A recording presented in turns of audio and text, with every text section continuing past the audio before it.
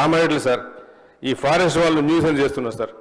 ఎందుకంటే వీళ్ళకి పట్టా పాస్బుక్లు ఇచ్చిండ్రు. ఎందుకు ఇచ్చారు సార్? దేని గురించి ఇచ్చారు? ల్యాండ్ ఎందుకు ఇస్తారు సార్? గరీబులకు పని చేసుకోవడానికి కదా sir. They are poor farmers, they are cultivate చేసుకుంటే కదా సార్. 1 acre 2 acres బతకడానికి కదా. నువ్వు బోర్ వేయొద్దు, నువ్వు ట్రాక్టర్ నడిపేయద్దు. How can they survive? నా constituency is completely rural constituency. 98% they depend on the agriculture. They can't do anything sir. అంతకంటే కేర్లేదు బతకడానికి. దీనికి సొల్యూషన్ మేము ఒకటే అడుగుతున్నాం సార్ ఈ సభ ద్వారా. This is important issue sir.